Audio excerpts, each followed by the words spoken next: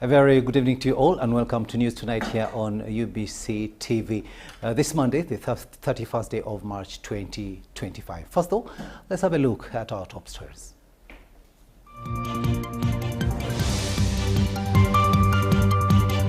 Kalupo appeals to veterans as the 2026 elections draw closer. Uganda Electricity Distribution Company Limited assumes power distribution from Umeme Limited. The opposition in Parliament blames budget indiscipline on corruption and reckless expenditure. And in sport, Uganda Cubs lose to Morocco in the Total Energies CAF Under-17 Africa Cup of Nations 2025.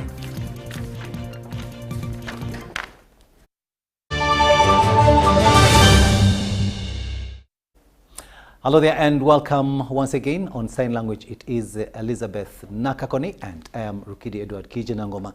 We are coming to you live online and on air from Broadcasting House here on Nile Avenue. Now, President Yoweri Museveni has contributed 400 million shillings towards construction of a new church at Kanyarieru, Nyabushozi County in North Ankole Diocese. The Prime Minister of Uganda, Robina Nabanja, Monday delivered President Museveni's contribution to the congregants at Kanyarieru Primary School in Kiruhura district. Nabanja commended the role played by the people of Kanyarieru during the Liberation War struggle that ushered in the NRM government into power. Let's begin with this story. Kanyarieru sub-county in Nyabushozi County in Kiruhura district is home to many of the 1980 war veterans that ushered in the ruling government of the NRM, led by General Yoweri Kaguta Museveni. Today, the people of Kanyarieru, led by State House Controller Jenny Bareche, a daughter of the land, gathered at Kanyarieru Primary School to fundraise for the construction of a church under the North Ankole Diocese of the Anglican Church. Aza nyonkanye Jenny Bareche nanye naye kunkumura kashaho kanje abaretera miliyoni 35 agombeke kanisa yetu. The Prime Minister of Uganda, Robina Nabanja, who was chief guest, delivered President Museveni's contribution of 400 million shillings. Mukama wange President abahereze sente ekibete mpule omulunyoro ampaire miliyoni 14. Right Honorable, the President honors you, respects you so much. Thank you so much. Nabanja saluted the people of Kanyarieru for their role they played during the Liberation War struggle that ushered in the NRM government into power. Number of people in this area are NRA war veterans. I want to stand before you today with deep respect and gratitude. And this is because of your sacrifice that we are liberated as Ugandans. Kanyarieru holds a special place in our nation's history. It is here that many of you brave Ugandans, the survivors of the struggle, endured hardships and laid the foundation for the peace and stability all of us are enjoying today. It has always identified himself with people who have pain, who have agonies, and lift them to glory like the Kanyarieru people. The people of Kanyarieru are cattle keepers, and on occasions like this, families contribute cows, goats, sheep towards the realization of a common goal, like building a church, school, or a hospital. Because of their economic muscle, buying a cow at 10 million shillings is never a problem.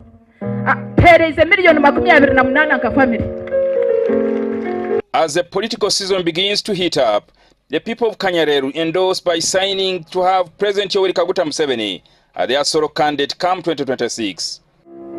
Mutwaro kushaba kwaitoko wa muzeyi Nyencha mu cabinet nimbigambaho yabale munonga Kanyarieru sub-county endorses you muzeyi as our sole candidate 2026-2031. Ataba wayamugambaho na minister tusayiningireho nanye nakikiriza. Nyabushozi County is currently being represented by Wilson Kajwenje, but it was evident during the ceremony that former Electoral Commission spokesperson Jotham Talemwa is working tirelessly to grab the seat from Kajwenje. Bono ikalire Talemwa nkumanyire naye Kajwenje ono nawe kirasi. But the Prime Minister Robin Anabanja took the microphone to allay the fear of the incumbent Kajwenje. Wish we had as many positions like State House Koptorora Nevin. I promise I will tell Muzeyi. Yamugamba abana baitu bona barungi, how do we handle? Okwa avoidinga bino byagambire Mutere Prime Minister Mungaro. Now, news just in. The Uganda People's Defense Forces, UPDF, has refuted media reports claiming that their pilots were kidnapped in the Democratic Republic of the Congo. Now, the UPDF Acting Director Communications, Chris Magezi, also says the claims on mass soldier deaths in South Sudan are also false and unfounded.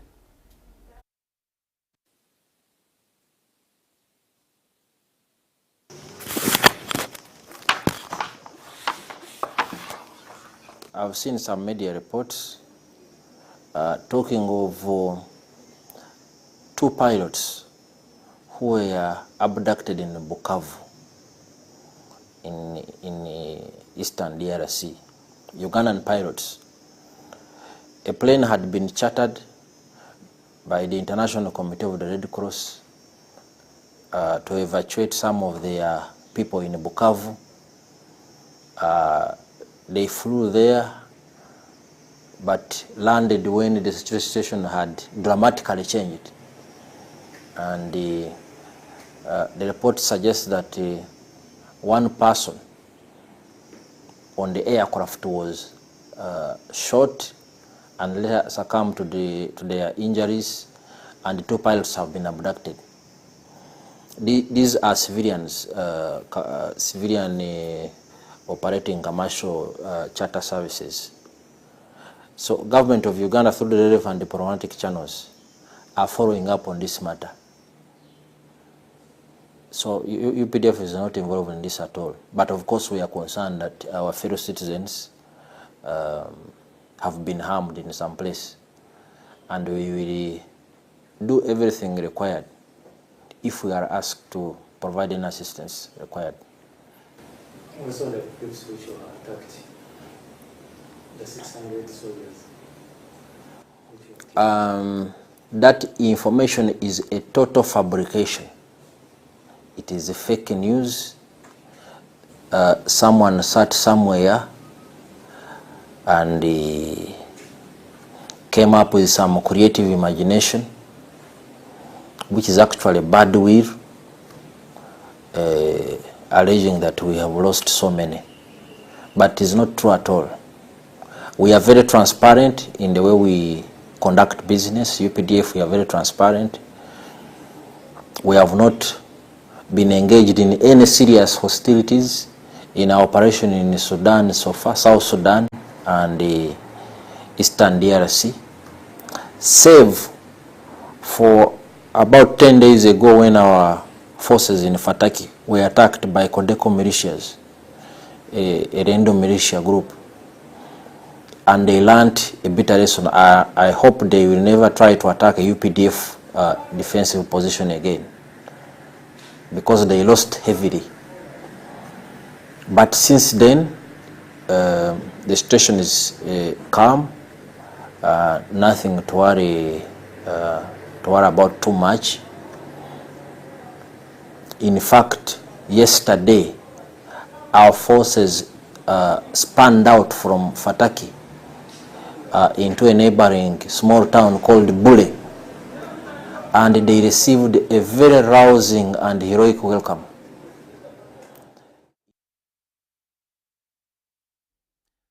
That is Colonel Chris Magezi, the acting UPDF Director Communications. Of course, they are shedding more light on allegations that have been awash, especially on social media, that the UPDF has lost 2 pilots, and also that the force has lost so many soldiers in South Sudan. To our top story now, and Uganda Electricity Distribution Company Limited has assumed control of power distribution from Umeme Limited.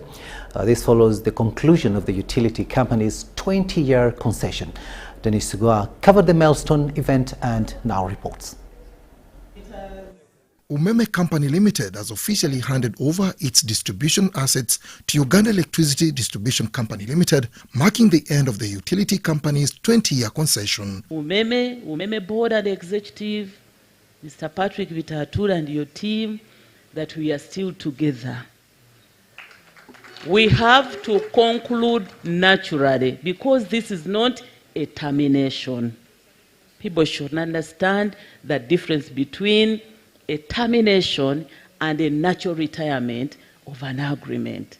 So the MD, Mr. Mwesigwa, please ensure that the teams that you have recruited, you address issues of change management, culture. You're marrying 2 cultures. How do you ensure a competent team to deliver on the new task? So it's not over. You've recruited, but the teams must mingle. The teams must work together. Umeme Limited Chairman Patrick Bitature expressed dissatisfaction with the government's buyout offer, stating that despite the US dollars 118 million hitting the Umeme account, they are not contented. A special audit report by the Auditor General reduced the anticipated buyout amount from US dollars 190 million to $118 million. I need to assure my shareholders that buyout amount is not what they expected. But that's for another day. We shall talk about another day. We shall have an AGM. We have worked in good faith with the government of Uganda, and I'm sure we're going to conclude these discussions. We have received our payment, the initial payment that was undisputed, and for that we are very grateful. For anybody who doubted us, Friday we received over $120 million in our account. I thank you, Madam Minister, for that payment. We're going to address all the challenges remaining. The Minister of Energy and Mineral Development, Dr. Ruth Nankabirwa, said a 1-month harmonization period has been set aside to resolve outstanding matters related to the buyout and other queries. From 1st of April, the Auditor General and everybody concerned will be sitting with the Umeme to harmonize. How can that be a problem?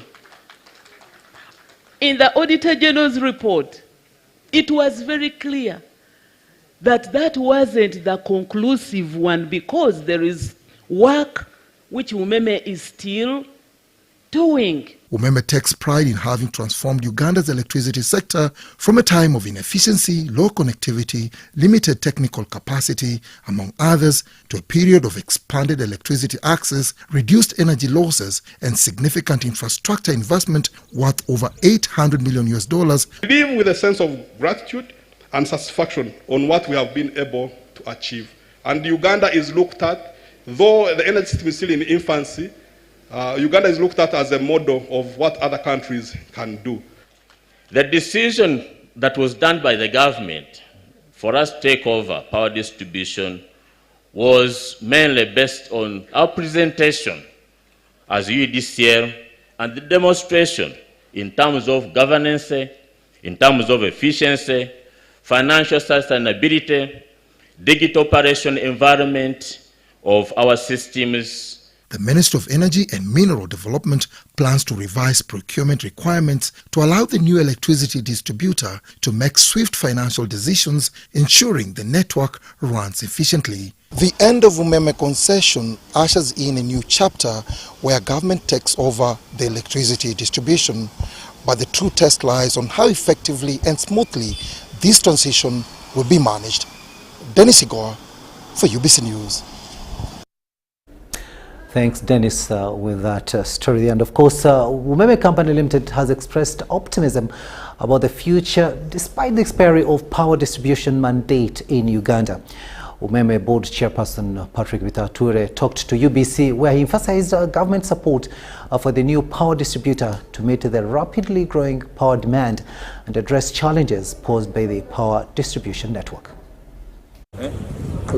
Reflecting on Umeme's 20-year legacy, Patrick Bitature expressed pride in the utility company's achievements, which have elevated the brand beyond borders. But we can look at other countries. Several countries in Africa have invited us. World Bank has invited us. They've told us, please come, don't give up what you've done, because you've built such a good brand, a good record. So we are not worried about the future. There are so many opportunities. It depends on appetite of the shareholders. As the assets are handed over to UDCL, Bitature urged the government to adopt significant operational changes to effectively manage the inherited infrastructure and serve the millions of customers on the grid. Most of our staff, but holding it together at the governance level is not an easy task. So they have to be very strong. We're here to support them, so it's a big deal.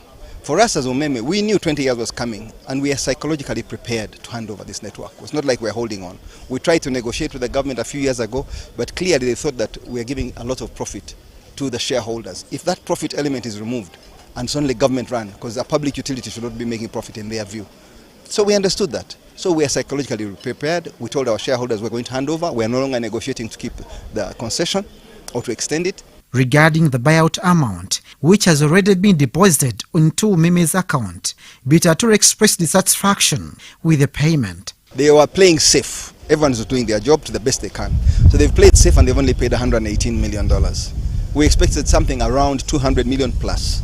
So there's a gap, which we're going to sit down and negotiate in the next 30 days. Failure to agree, we take our documentation to an arbitration. Unfortunately, it's in London. I was hoping it would be in Uganda, but it's in London. So we are going to, they choose one of the judges, we choose one, and then the two of them choose the third.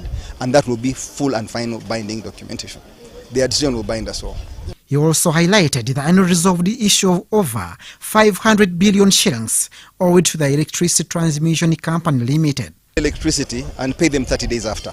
So we just have to do a reconciliation exercise. All the power we've got, you know, when we began selling power, it was a very small amount. But now we're doing 200 billion shillings per month. So when you hear 513 billion, that's 2 months reconciliation. That's all that you bring forward. So don't let that be a cause for alarm. Everything. Abdul Nasil Lubama, UBC. 18 minutes after 8 in the studios of UBC TV. We'll take a short break, but return with much more. Do stay with us.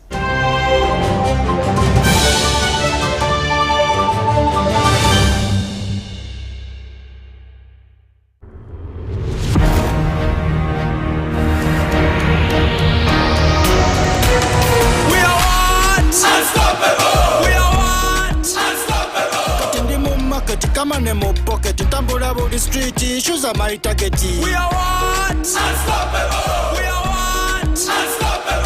I'm in a plantation, but on a global mission. Internet ambition, full condition. We are what? Unstoppable. We are what? Unstoppable. Oro cash is gone. Netagayo kaloni. Niga mukafoni. Money in the zone. We are what? Unstoppable. We are what? Unstoppable. We are good.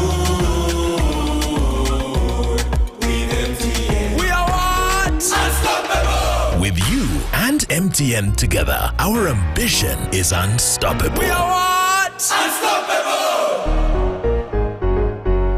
Step into a world of excellence, comfort and pride with Royal Form Furniture, crafted to perfection right here in Uganda. We bring you state-of-the-art living room furniture and bedding products at affordable prices.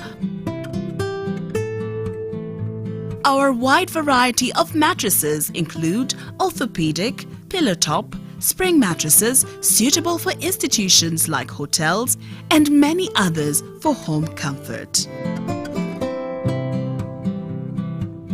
With every piece telling a story of royal excellence, our products are built with the highest quality materials made to last. Experience royalty with Royal Form Furniture, proudly made in Uganda, so buy Uganda and build Uganda. Visit our showrooms at Ginger Road, Chambogo Junction, Bukoto Chisasi Road, and on Victoria Mall, Entebbe, on the first floor.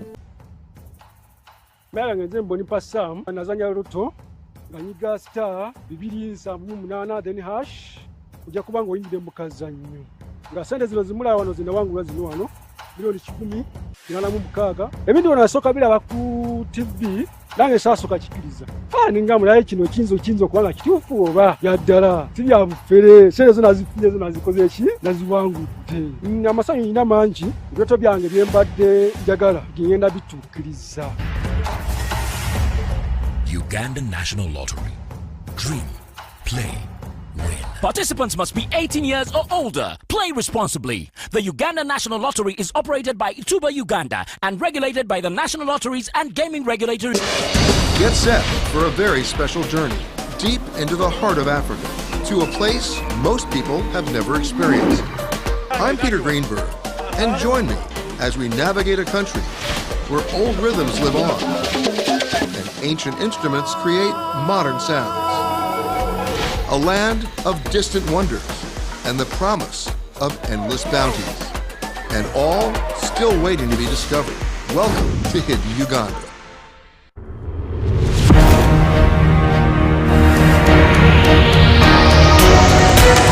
We are what? Unstoppable! We are what? Unstoppable! Come on, mo pocket, tambula body street, issues are my target. We are what? Unstoppable! We are what? Unstoppable! I'm in a plantation, but on a global mission, internet ambition, full condition. We are what? Unstoppable! We are what? Unstoppable! All cash is gone, netagayo kaloni, nigga mukafoni, money in the zone. We are what? Unstoppable! We are what? Unstoppable! We are good.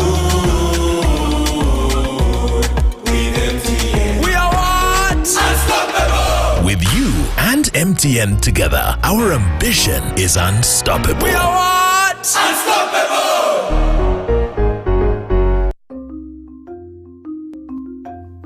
Agriculture is Uganda's economic backbone, employing about 70% of the working population and contributing 20% of the GDP.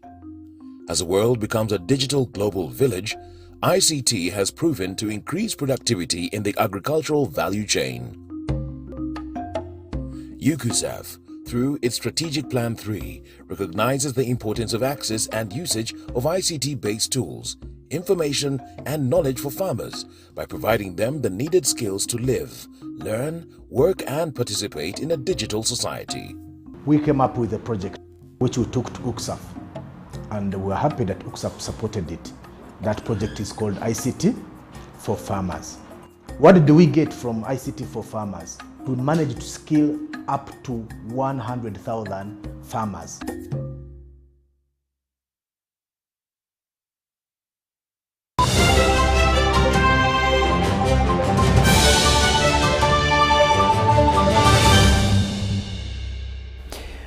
Welcome back from that break, and this is News Tonight here on UBC TV. Let's have a look now at the latest in business.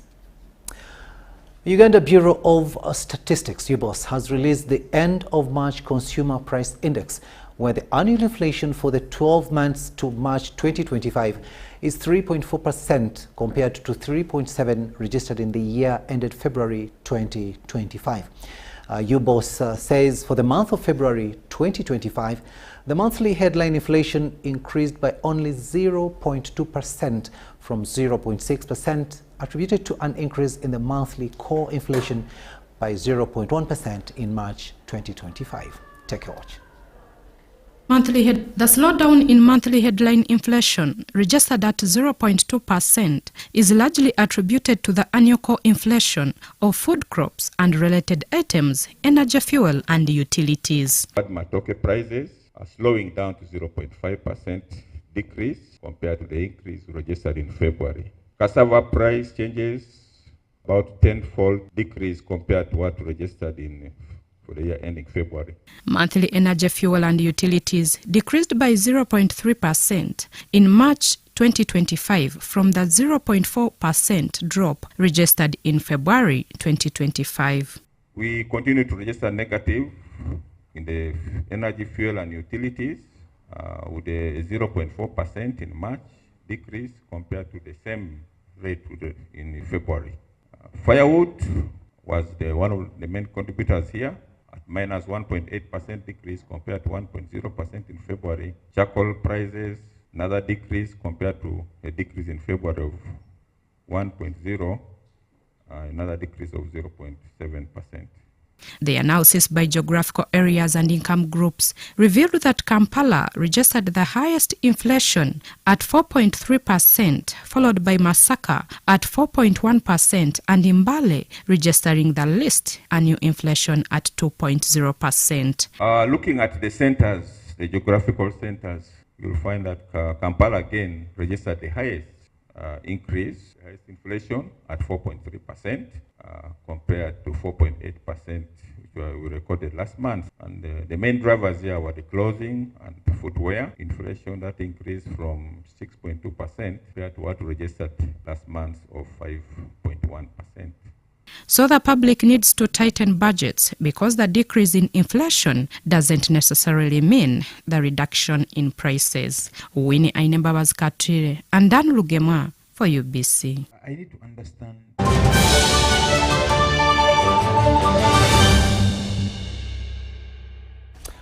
Sports news now, and it's under-17 football, where it's not really good news for Uganda Cubs, who have actually made a poor start in the Total Energies CAF under-17 Africa Cup of Nations AFCON 2025, falling 5-0 to hosts in a Group A match. Within the early 10 minutes, the home side scored 2 goals through Elise Bel Mokhtar and Driss at the El Bashir Stadium, Mohammedia. The AS Monaco striker punished the flat-footed Ugandan defense after only 3 minutes, and Bel Mokhtar made it 2-0 off a corner 5 minutes later. The CECAFA under-17 reigning champions tried to settle down but failed to match Morocco's midfield department. Ziad Baha also got his name on the score sheet after 24 minutes after converting a penalty. Now Uganda conceded another after 32 minutes, with Bel Mokhtar placing the ball between the legs of past goalkeeper Ashraf Luchamuzi to make it 4-0.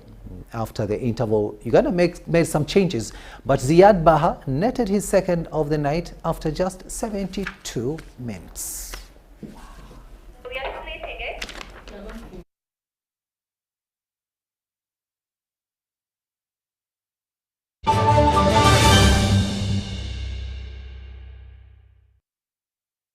And that's all we had time for. Thank you so much for having kept us company on sign language. It has been Elizabeth Nakakoni, and I am Rukidi Edward Kijanangoma. But do remember that our second and final edition of News Tonight comes your way shortly at 10 p.m. But right about now, we are going to Studio B, where my colleague Jethro Kasaiji is on standby.